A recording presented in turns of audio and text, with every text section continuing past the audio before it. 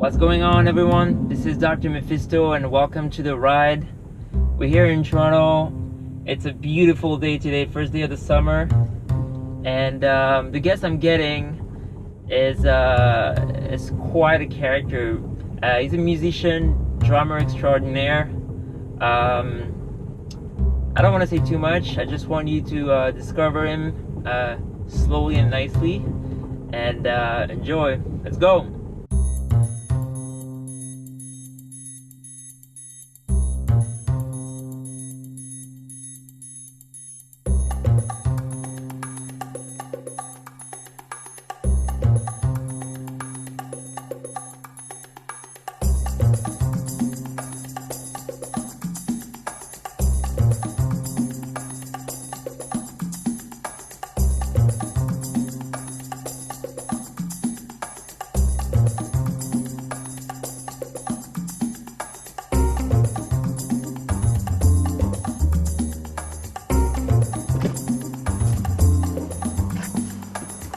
What up? What up, man? Troy, you good? Yeah, man. How are you? Alright, let's do this, man. So just give me a quick introduction for people who don't know you. Alright, man. My name's Troy Sexton. I run a company called Rhythmworks. We are the official drummers for the Toronto Raptors, which we're just coming off the season, so it's been nuts. They call us the Stix down there with my group. Yeah, I live in Toronto. Been here 9 years. I was overseas for about 7 years before that, and Where about? all over. I was in a show, so I was touring. Psych. So right after high school, I moved over to London, England, and then got into the show STOMP and started touring with them, and spent 7 years full time in all over Europe, Africa, Asia, Australia, New Zealand, just everywhere. Yeah, I remember that show coming to France back in the days, actually. Yeah. We did fucking every city in France over the Yeah. years. Yeah. Where are you from again? From Paris. Oh, nice. Yeah. Man. Well, I have family all over. Yeah, we did La Cigale Yeah. in Paris and Casino de Paris. Yeah, man, I've been From there a there, lot. It's funny because I remember seeing you all around the city as well, like all the festivals and everything. Yeah, man, it's what I do. Kind of, I developed this weird style because I'm a drummer and a dancer, and that's what I grew up doing. It's what I've always done. And the show that I was in with STOMP was a movement and percussion show, so it lends itself to dancers and drummers really well. And so I loved it for that reason, because I could do both. And when I came back to Toronto, I wanted to start my own company doing similar stuff and kind of introduce what I do to everybody. Yeah. And so I started teaching in a lot of schools, and just every gig that I got offered, I just said yes to, and went and did it. Cool. And just learned from all of those things. So what do you teach the kids? For years now, I've been going into schools, and we do 1 hour workshops, body percussion stuff, stomping, clapping, just making beats with your body. And then I bring in like 50 buckets and drumsticks, and every kid gets a drum and drumsticks, and we just do a huge bucket drumming jam, workshop, Nice. Solos. Everyone gets to hit stuff really hard, make noise. Makes people feel good. Yeah, it must be nice in corporation as well, no? Yeah. You do that too? Yeah. These days we do a lot because Raptors just had our face everywhere for the last couple months, and so a lot of corporate people call me, man. And you know, when you look like me and covered in tattoos and got a vibe sort of thing, old businessmen just want to be my friend. So I capitalize on that. Yeah, that's pretty coll. I might actually reach out to you for my company. You're what? I might actually reach out to you for my company. Oh yeah, do it, man. That'd be sick.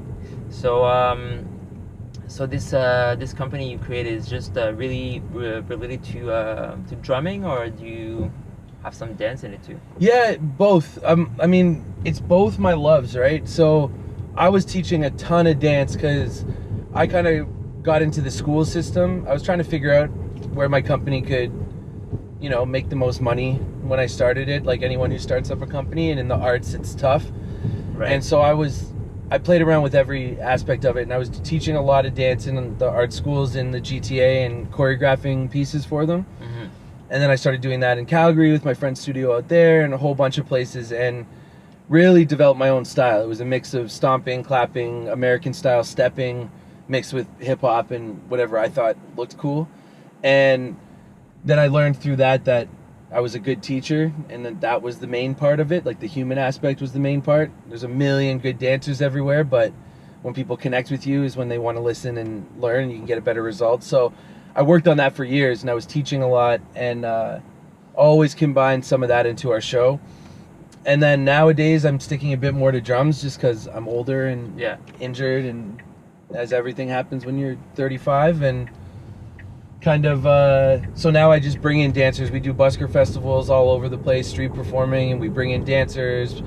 Some of the people from the North Side crew at the Raptors joined us a few weeks ago, and so I always want to keep all my cool friends that can do stuff. If I have an opportunity that I can pay them to come perform, I'm gonna do it. Sick. And you work with James a lot. James, The street soccer performer. Which one's James?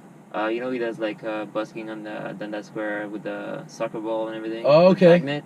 I don't know him. Oh, no. I thought you guys were doing stuff together at some point, but my bad. We might have been in a show together. So the busking world is really cool. Like, we go all over and do the festivals, and so they bring in buskers from all over the world. So you end up meeting like just all these people that are really good at one weird thing, like soccer, fire, juggling, whatever. And it's interesting. It's always interesting people. It's great. Yeah. So let's take a step back. Where this whole journey started. Man, like a lot of us that are artists now as adults, it started as a kid. Like, my mom is a music teacher. She's a saxophone player, and she did a bunch of kind of Broadway shows when she was in her 20s, like lead actress sort of style, singing, dancing, all that. So I grew up with a single mom who just totally let me do whatever the hell I wanted. And I didn't have any rules. It was just like, as long as you're happy, or you seem good at drums, you seem good at dancing, let's just focus on that. And so that's how I grew up. And so I spent a lot of time as a b-boy when I was in my teen years, just in my basement, videotaping myself and practicing and fucking up, watching it back till 3 a.m, skip the morning of school to sleep in, and then kind of do it again. And I played drums throughout that too. And when I was 15, I saw the show STOMP in New York City, and I fell in love with it. I was just like a little thug kid, and I was just like, that's the coolest show I've ever seen. That's what I want to be in. And I made it my goal to be in that show before I was 20.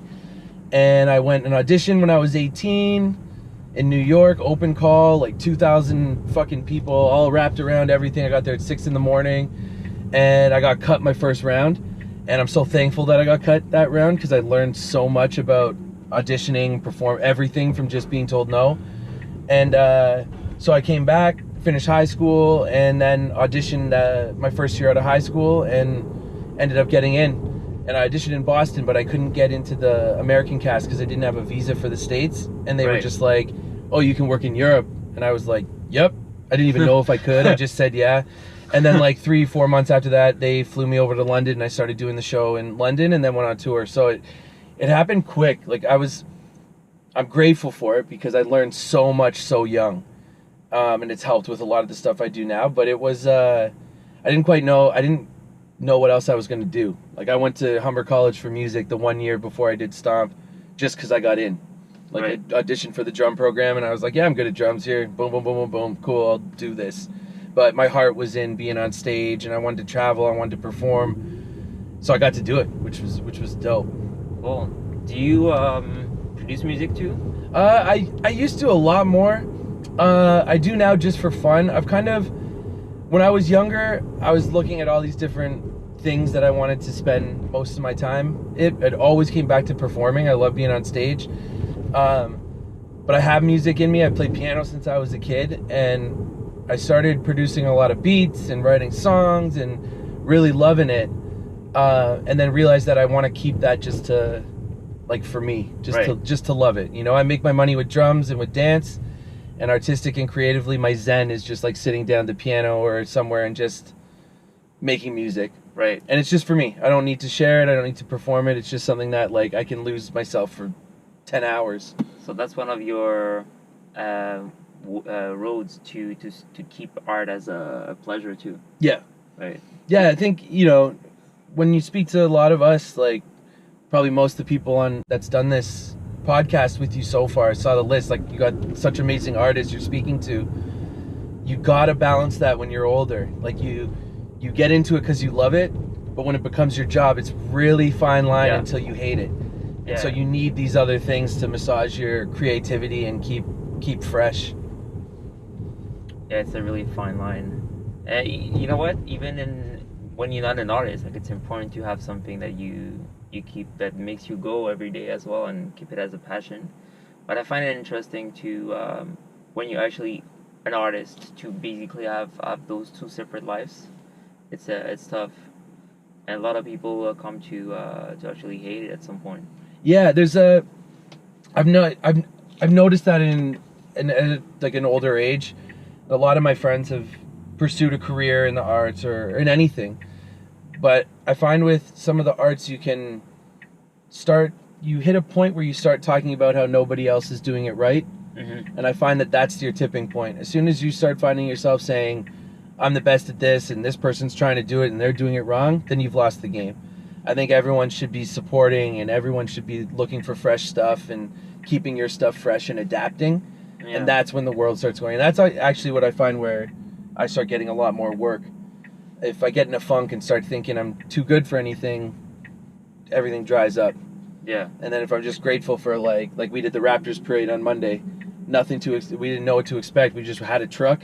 Yeah. And they're like, you get to go through the parade and play drums. We played drums for 5.5 hours through the whole parade. And it was like, when the hell else am I going to get to do that? I'm going to bite in and enjoy every second of this. Yeah, I saw you on TV.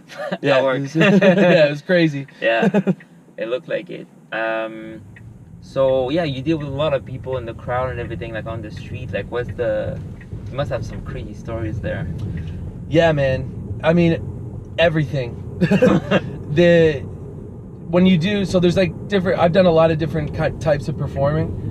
So I was in a theater show, obviously for years, where I had audiences that paid to come watch a show in a theater. They treat you a little different when they meet you. People want an autograph or a picture at stage door. Kids want to meet you and all that night. Never took that for granted when I was doing that, because when I was a kid, my mom would take me to stage door to meet the artists, and I always thought it was the coolest thing in the world that they acknowledged me. So I tried to do that for everybody when I had the chance. And so they treat you a bit different. When we street perform, you meet just every type of person. Mm-hmm. There's always old men that want to tell you about their vintage drums, and they'll come up and be like, I'm a drummer, I got a Gretsch kit at home. They start telling, it's the same story every time. People want pictures. They tell you, sometimes people tell you the whole life story about how music and dance and the arts changed their life, and I listen all the time because it creates good stories, and in that moment, there's nowhere else I gotta be. And so I'd rather just let everybody, if them talking to me after they saw the show and liked it is gonna make them happy, then that's great for me. But yeah, a lot of crazy stuff happens on the way. You see and meet a lot of crazy stuff. Yeah, man, like busking and stuff. I've done it a little bit with some of the dancers in Toronto when I moved here, and it was pretty fun. But it's funny, all the strategies that they need to come up with to kind of like, because people at some point stay around and they don't contribute anymore, right? So you need to come up with those strategies to do some like strategic breaks at some point. Yeah, yeah, it's a science, man. Like 3 years ago, I've always kind of wanted to learn how to be a street performer, like have a busking show. Yeah. So not just like a bucket drummer on the side playing constantly. I wanted to have a show. Like, yeah. My artistic education I was a part of a professional company when I was young. So in a way I was lucky because I saw how shows work. I saw how the backstage works. I learned how a professional company works kind of before I had to do anything. So now I'm like, I know how to put a show together, but I wanted to learn all those weird nuances of street performing and how you relate to the crowd and what jokes work and timing and how you do your pitch to get money and all this stuff that goes into it. And so I applied for a ton of the festivals in Canada, and 3 years ago we got accepted to the Halifax Busker Festival, which is like the biggest one in North America. Sick. And so me and a buddy put a show together and we just went, and all I did when I was there was just go back to like my roots of how I learned how to do everything I'm good at, where I just did it, and then I watched every other performer that was there, all the old heads that were pros, and picked up all those little the timing things and the jokes and the fine line of like roasting your audience but still making them like you, and then when you hit it, it fucking flows, and then you just get a ton of money at the end. It just you dump a thing of cash on your bed at the end of the day and be like, cool, we made that, and it feels raw, it feels cool. Yeah, it's I mean, like, do you need to self-motivate yourself a lot? Yes, that is the biggest challenge, I think, and the biggest learning curve. And I think from what I notice outside of myself, it's where people mess up if you're trying to do your own thing. I built my company, I've had my company pushing 10 years now, and we do a lot of big gigs and a lot of things. It's built slowly, which I think things should. Yeah. But yeah, when you're in charge, it sometimes starts to feel out of your control, which is when most people that have that personality freak out, myself included. So yeah, a lot of it is talking myself through it, getting ready, and then surrounding myself with only hiring really good people I can rely on. And I've lost people throughout the way. I've worked with some great people, and the relationship fizzled and it didn't work and had to cut it and start fresh. And a lot of it is waking up in the morning and being like, okay, here's what I'm doing today. Maybe I got to put in 3 more hours extra so it works the way I want it to work. But at the end of the day, if it works the way you want it to work, then you did it right. And if there's no stress, then you're good. You win. How do you, what's your process to find, I don't know, maybe it's like a slow thing, like you said, to find good collaborators? It's like dating, man. It's, you need to get past the point in a relationship where you're not just telling each other what each other want to hear, which is what we do in the first 3 months of knowing someone, because you want them to like you want you to like them, all that sort of stuff. You gotta set clear boundaries about money. Right. It needs to be clear what you're gonna pay somebody, and you need to follow through and pay people on time, and be transparent with what you're making to what you're paying. And I find that those little tiny things like that is what makes the relationship work. As soon as anything gets sneaky about money, right, that's where people fall out real quick. And then also just taking stock on how things go. So if I'm going to meet up with someone to do a collaboration, if we're going to do a video, if we're going to do a show, if we're going to do a street performance, whatever it might be, I take stock on how the rehearsals go. Get together in the studio for 2 hours. If it really clicks and you lose yourself and you leave and you can say, whoa, I feel like I learned something from this person, I feel like they learned something from me, we can build. Or that person's personality tickled me a little bit the wrong way, I'm not going to ignore that little bit, because that's going to become a big bit if we dive in. Right. Do you have I know, for example, I don't know if it's the case for everybody, but I'm slow with people. Like I take, especially with artists, there's some introverts, and sometimes it takes a little longer for people to show their true colors. Do you take that in consideration, or do you usually look at the first impression? I'm trying to do that better now, because I'm similar to you. It's a slow thing, and I really prefer to see the good in people, and to see I want to think the best of people when I meet them. So in the past I've given people a lot of chances. Yeah. And I will continue to do that, because I prefer to live my life light, and I'd rather forgive and apologize than hold grudges. But yeah, I'll give people a lot of chances. When it comes down to work, I keep it simple. Just like, you got to show up on time, know your parts, and have a good attitude, and we'll be fine.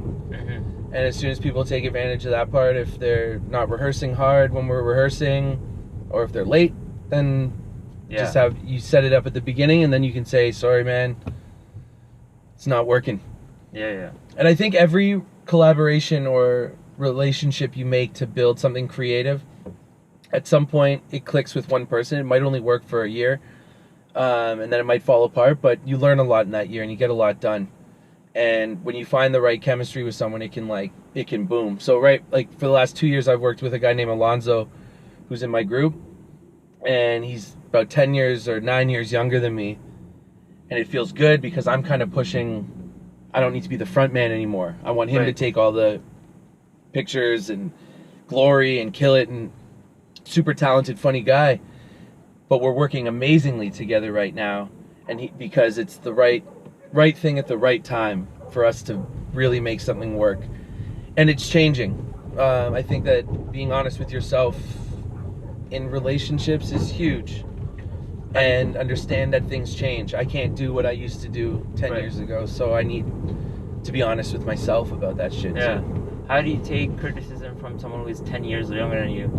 I love it. I'd prefer, I mean, I never think anything I do is good, and I never will. I watch back videos, I do stuff, I put stuff out on my Instagram, everything. I know it's good, I know I'm good at what I do, but I'm always like, oh, I could do better. I'd prefer someone that works with me to be honest and go, yo, we should change this, and this, and have an idea, and I'm down to change it. The only time I don't take criticism well is if someone just tells me to not do something but doesn't have a solution. Yeah. So if someone is like, what you're doing doesn't work, stop doing that. Just hating. Then I'm like, fuck you. But if someone's like, what you're doing is not working, but try this, and this, then I go, cool, you're thinking, I'll try all of those. See what happens. Yeah.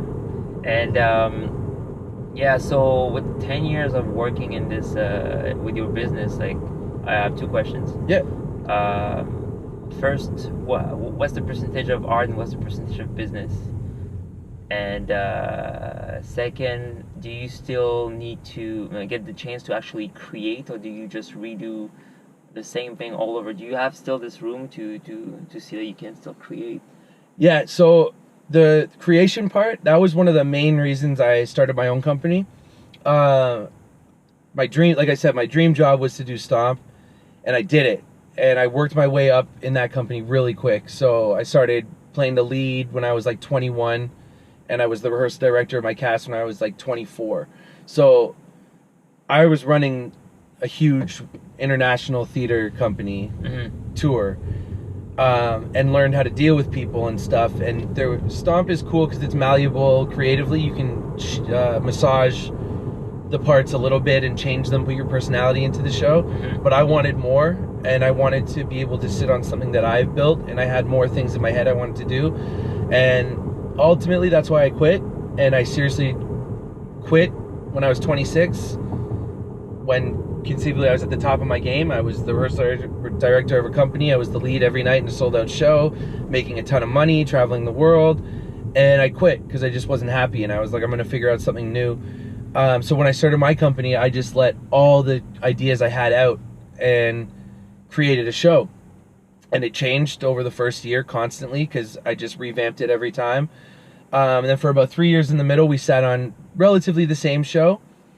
And then I stopped working with one guy I was working with a long time, and I wrote a brand new show. And then the Raptors called us, and I wrote 10 different versions of stuff we can do for them. So it was important for me to have the creative aspect. If I don't, I go nuts. Right. I don't want to do the same thing every night. I don't want to do the same thing every day. And so I go nuts with that stuff. Luckily, within my company, one of the guys that works with me is named Mikey. He's an amazing drummer, and he knows how to write out all the music and notation of stuff, which I don't do. I pace like a crazy person and sing rhythms and explain how to make it happen. And what the beauty is of that collaboration is we go in the rehearsal space, I go nuts giving this like, then hit triplets, then hit this, crescendo, boom, boom, boom. He writes it out so the rest of the team can learn it, and then we got a piece. And I need that. I need that in my life, or I go nuts. And the business to artistic side, for me, it's all I've ever known.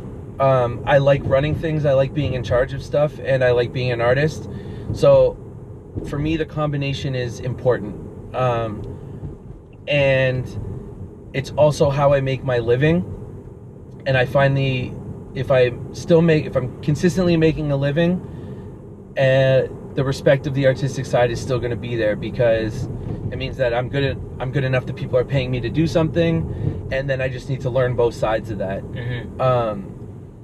And you just learn all the different things over the years. So when I'm working just for myself or two people, talking about money from a client is a bit different. When now I have 5 people that work for me, we're selling a show with a group of 6. I have to ask for more money, and over the years you want to make more money, and so you play around with valuing yourself and how to understand and talk to people that want to lowball you. And I like all that part of it. I like educating people on how they have to pay artists the right way. Not for my own good. I'll say no to gigs when people lowball me and say next time you talk to artists, pay them what they ask. Like, don't do that part. I like being able to do that now that I don't need every gig that I take. But yeah, it's an interesting balance. And if any artist out there is going to try to do it, it's a learning curve, and you have to be open and you have to be self-aware, or else it'll eat you up and spit you back to where you started. Yeah, it's what would you say to artists that actually settle for smaller than what they should get? It's always going to be a thing. I don't ever generalize any industry in the world by saying everybody should treat a certain type of people a certain way. So in the dance industry or gigging person, whatever, if you're doing events, a tour, this, that, the other thing, there's no set way of laws that people should treat you or should pay you. It's just how they treat you at that time. So it's actually on you to react to people of how you want the situation to go. So if someone's going to say, come dance for 6 hours at the club and I'll pay you $100, I respect someone for doing that because they want $100. Would I do it? No. But that club owner, if that person doesn't take that gig, someone else is going to get the $100. If you're 20 years old and you need a gig, you need $100, go do it. But just learn over time that it's about valuing yourself, and each situation is different. So each person I talk to about a gig, about anything we're going to do, it's a different conversation and it's fresh. So I'm not like I have a set number of where I want to be for a certain price, but I can go back and forth depending on how the person talks to me. Right. If someone calls me up and I've never heard of them or talked to them ever, and they seem to think that I'll do them a favor and do a show for $500 when normally I charge $1,500, then I just say no. Right. And I'm like, no, you don't know me. If I knew you, maybe, but it's a balance, and it's about being stern on what you're good at. People, there's this weird idea that when you throw a show or an artist into an event, whoever's hiring you is doing you a favor by hiring you. They're going, yeah, I'm going to give you an opportunity to perform at my wedding. You get exposure.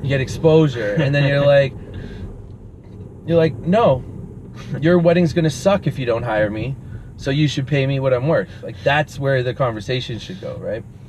Yeah. And I say that shit to people now because I know that what we do is good. So yeah, no, your worth is that's definitely key. And at the end of the day, if your product isn't good, your business is going nowhere. You have to be fucking good at what you do. You got to be the best at what you do. Whether you're teaching, if you're an amazing dancer and you suck at teaching and you try to teach, then you're not going to be a dance teacher. You're not going to get any work. If you're an okay dancer and you learn how to be the best teacher, you're probably going to get a ton of work teaching. You know what I mean? Or if you're the guy that wants to be gigging as a dancer, learn how to audition. Yeah. And then you're going to get the gigs, and so it's a lot of things for me come down to just being super self-aware, being honest with yourself. Like, don't wait for anyone to hand you some shit. It's just like, if you want it to happen, you want it to look a certain way, make it look that way, and then all the people that are around you, make them think that they thought of that idea. Yeah. Let me ask you a more open, abstract question. Not abstract, but it's more technical.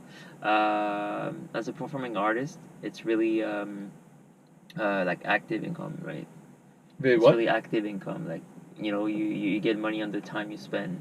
Do you find a way to scale up your business to generate more passive income? Yeah. And how do you do it? So I've dabbled in a few different ways. You have to know your climate. You got to know what you're selling. So what I see a lot happening, like people will make merchandise, Right. T-shirts of their company, whatever. Maybe you make a couple $100 here and there, whatever, which is a good way to go. What I do, I played around with selling class sets to schools of what I sell as a workshop. So a school could essentially buy 30 buckets, 30 pairs of drumsticks, and an instructional video. Right. Tried that, didn't work so well. What I found makes me the most money on the sides is selling just drumsticks, either when we're on the street busking or to schools as a class set. So I get to speak at a lot of education conferences all over Canada, drama conference, music, physical education, tons of them. And so I'll go do a keynote on mental health through the arts, talk about what I do, why what I do affects the kids in a great way, and then I just tell the 400 or 500 teachers that I'm speaking to, I can sell you a class set of drumsticks for $5 a pair. Come talk to me after. I order them from China. They got my company's logo on them, and it just becomes a product cycle. So I make my money back on those usually within like a week of getting them in. When we street perform, we sell those for $20 a pair. So my markup is huge, and it gets more money quickly. And then just balancing out personal artistic things or things I do on my own to what I do with my business. So like I was saying, I get to do a lot of speaking stuff. I started doing that about 9 years ago, and because I had so much experience on stage and doing a lot of TV work over the years, I'm good at talking.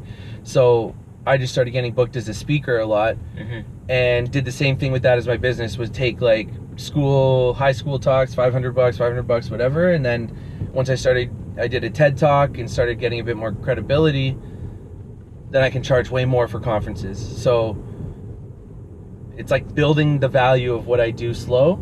And then once you're sitting there, then you can be like, okay, it's $2,000 for an hour. And so you make that little bit on the side. Right. How did you, have you always been good at public speaking, or that's something you build up with time? It's honestly, if you ask anybody of my teachers or my family of when I was a kid, I was good at drums, dancing, and speaking in front of people. I did like school plays when I was a kid. I was the lead in all my school plays growing up and loved being in front of people. I'm more comfortable in front of a crowd than I am in public. I'm an introvert, really. I stay home a lot. I don't go out much. I don't like being in big groups. I don't like crowds. But when I'm on stage in front, I'm the most myself. And I was like that from when I was really young. And I sucked in school. I have learning disabilities with like reading and writing. So speaking was always the way I got through everything. Okay, I'm going to stop you right here. Yeah. Learning disabilities, I think it's sometimes the system is just going one way. There's many ways to learn, and it's just adapted to a certain type of learning. And there's a ton of studies about this. It's really for visual and autistic people, but people who are kinesthetic, we need to learn by doing. It's not adapted for those people. Totally, man. And I think that I like that that's the conversation these days, because the title of, like, when you do the test, when I was a kid, that title of being dyslexic or being learning disabled, fucked with my brain. Yeah, it's humiliating. Till like my mid-20s. Like I thought I considered myself dumb, not smart. Yeah. And I'd be doing like big keynote addresses and performing all over and like all this sort of stuff, but I'm like, oh no, I'm just a dumb guy that's good at drums. Ugh. And then like kind of hit me at some point that exact thought where I'm like, actually no, school failed me. Yeah. Like those marks don't matter in my life at all. And that's one of the big reasons I focused my company of working with youth and working in schools, because I wanted to show kids that you could have a learning disability or learn differently, think differently, or look the way I look and still have a great career. That isn't that, like no one has to tell you, oh, if you do this, you won't do this. It's just like, no, you can do anything you want. You make it happen. Like, yeah. Maybe that school failing you, it was the motivation too. Yeah. I had this, like, I got thick skin for some reason, and I've just never let people telling me bad stuff get to me from when I was a kid. I still live like that with my company now, where I don't care if anyone talks shit about my company or says anything bad about what I do or anything. They can sit back and watch me on TV go by on the parade. You know what I mean? It's like, for me, that's fine. Don't believe me, just watch. Sit back, and I'm gonna keep going, whatever anyone else is saying. And I thought like that when I was young too. And just had tunnel vision on what I want to do. Yeah. So yeah, let me ask you this. So since you started your company for 10 years, I mean, like, you started really young. You saw how technology just took over, like, a lot of the art. How did it impact your business or your life? It's interesting, right? Because I've watched that happen, exactly that, and I really enjoy watching the new generation of younger Toronto Canadian talent, dancers, artists grow online in a different way than we did even 10 years ago. You know what I mean? Mm-hmm. So what I did was saw that Instagram was an opportunity for me to really show off what I do, and get an audience. And I wanted an audience of drummers. I wanted an audience of students I've had. I wanted to show off what I do, and it's a platform that you can really curate and make yourself kind of look any way you want. Mm-hmm. And you're in charge of it. Building followers is a different story. So I knew I could create some good content, but like anything that I've learned in life, things happen slow. So I just really started working at building a following on Instagram. And I don't have a huge following. I got about 17,000 followers. But once I hit that 10,000 mark, sponsors started hitting me up. So I have a drumstick sponsor, cymbals, drum heads, an underwear company, like a bunch of people that just believe in what I do, like what I do, and send me free stuff because of it.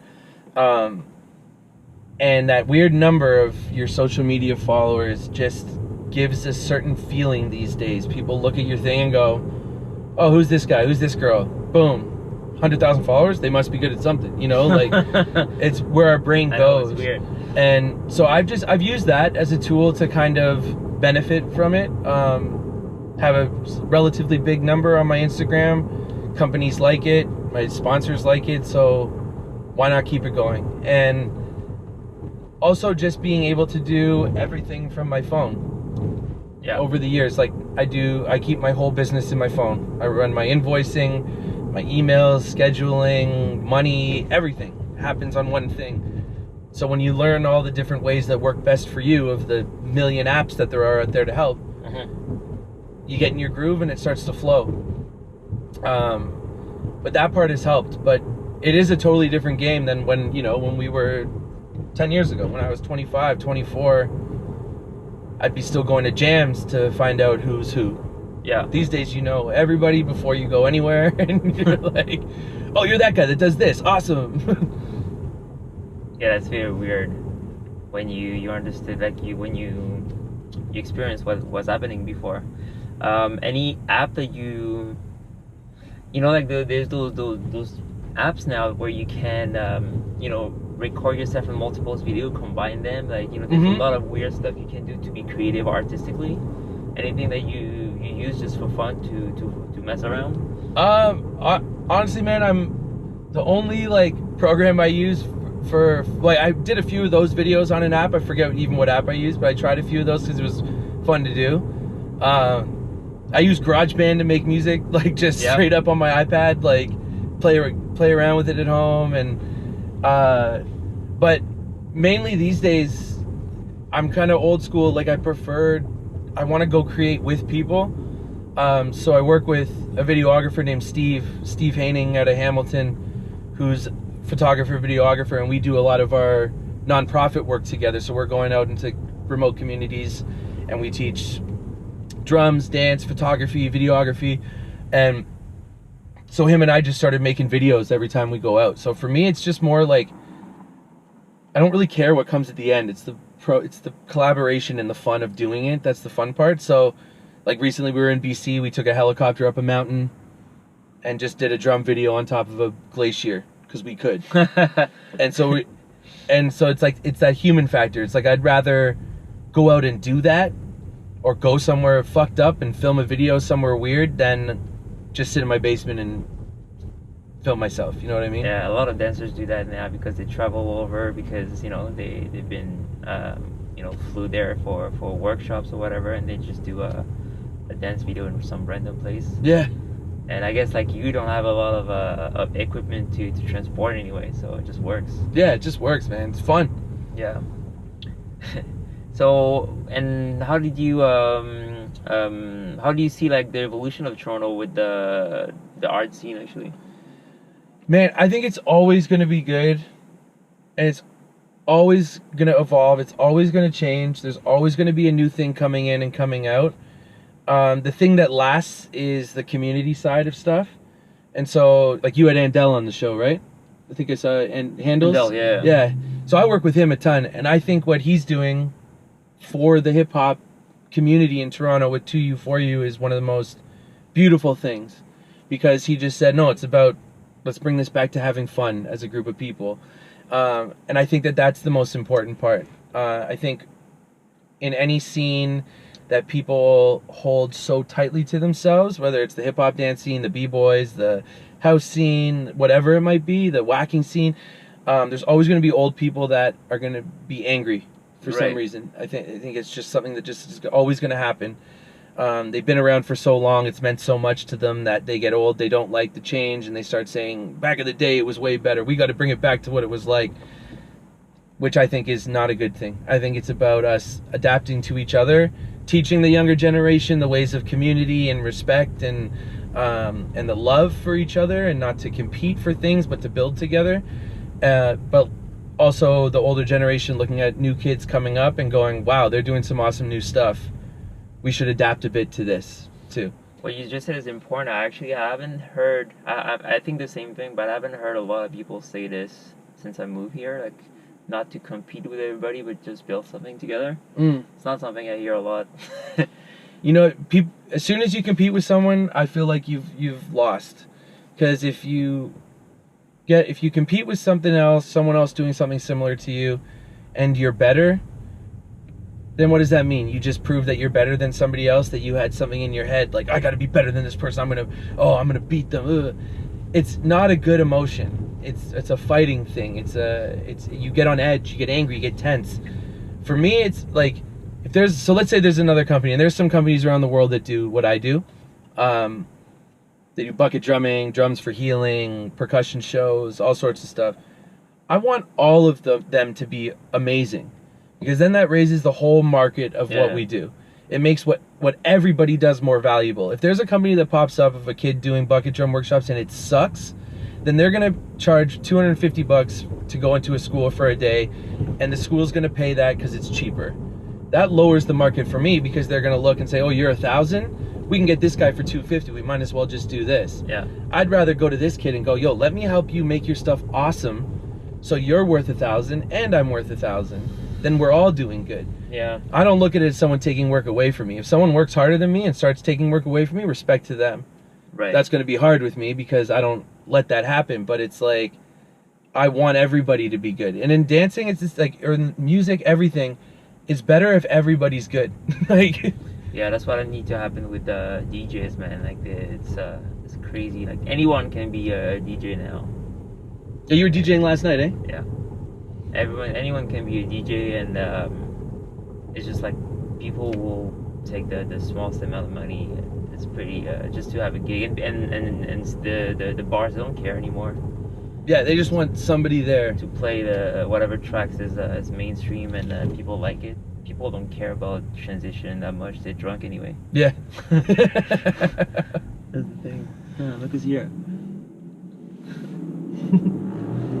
Yeah, I hadn't been to a club in so long, probably like 5 years, and I played drums at Central Nightclub in Mississauga with DJ Four Corners, the guy from the Raptors.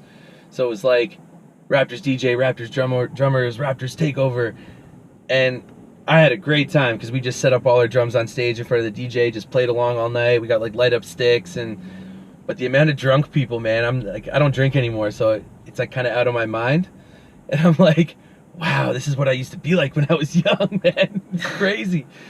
Yeah, there's a huge culture of alcohol in Canada. Well, I mean, like I'm friends, I can't even talk, but I don't drink that much anymore. Anyway, so I don't know. It starts to hurt. Yeah, it starts to hurt, man. You start to feel like shit in the morning, especially when you get older. Older, right? Oh man, I can't handle it anymore. So, well, oh yeah, well, I have two more stuff I want to talk about, like the charity part, like drum for health. That's what you said, right? Yep. What's your angle on this? Like, what's the message you're? So how I run the workshops that I do is like we bring a bunch of buckets, and I got one, like a big one that's kind of like the leader bucket of the group. And a lot of what we do is just like I'll throw on a playlist, do a bunch of call and response, some drumming along to music everyone's gonna know.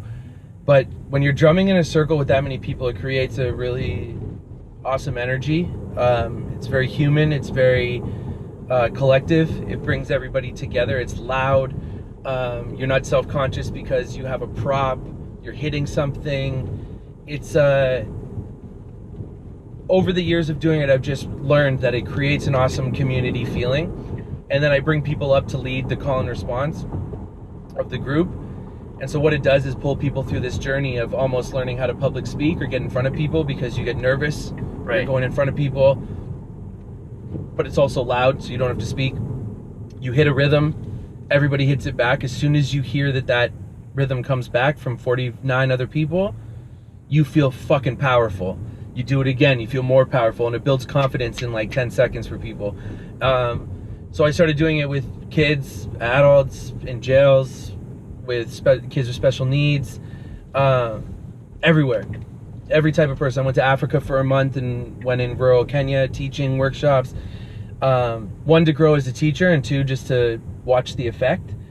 And it just works. And so there's a lot of lessons to talk about after, where it's like confidence in front of a group, public speaking skills, body language skills, communication skills, leadership. It all falls into it. And so what I've done over the years is find the right way to teach that lesson through what we do. So it's physical, you understand it, and when you do something like that together as a group, it's physical. So it's like a dance class. You get tired, you get sweaty. Workout too, yeah? Yeah, you can sit, when you're in that mode afterwards, you're a bit emotional and you're a bit open. So you can sit down with a group and say, why do you think that worked, guys? How do you feel? Tell me one word how you feel. And you start hearing excellent, hyped, awesome. And then you're like, why do you feel like that?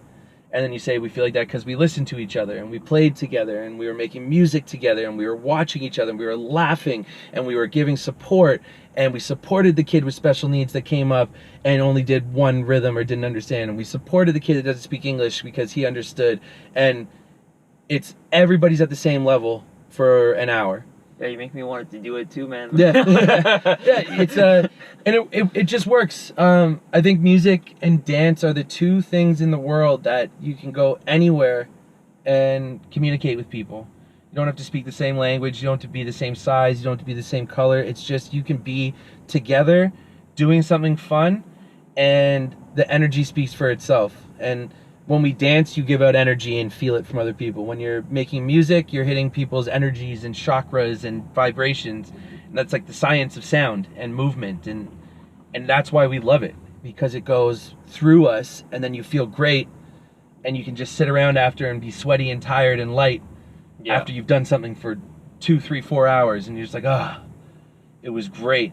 And so when I saw that had the effect on people, that's when I just was like, I'm going to take this Canada wide. And started working with Blueprint for Life in jails and all this sort of stuff. And it's great. It's fun. There's definitely no competition in this. It's all about building together, especially for drums, from what I hear. So I have a last question before we wrap up. What are you heading?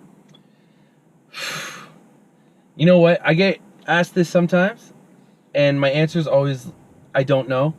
Here's what I do with a lot of the things with my goals. So I've achieved a lot. I'll never be satisfied with, I still don't feel like I've done anything. It's just like, it all just happens.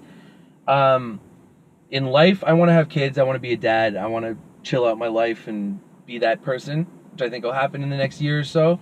With my work, right now I'm working on pitching a TV show of going around the world to talk to people that do similar things to me, like talk to people that do healing through drumming, whether it's with like First Nations or Aboriginal cultures in the world, or people that work drumline in the States with kids to get them out of the hood or whatever. I want to have a show where I go around the world talking to these people to get that out of them and show off all that stuff I was just talking about. But again, I don't bank on too much. I know that my business will stay consistent. Hopefully we get Raptors again next year and keep that going. But I take it as it comes. If you asked me 5 years ago what I'd be doing in 5 years, I wouldn't be telling you what I'm doing now. Sounds cool, but I'm looking forward to see more stuff actually. Man, I wanna do that drum. You motivated me. anytime, dude. Anytime you want. You can come out, you have a job, bro. Sick, man. Let's wrap this up. Thank you so much. Thank you, man.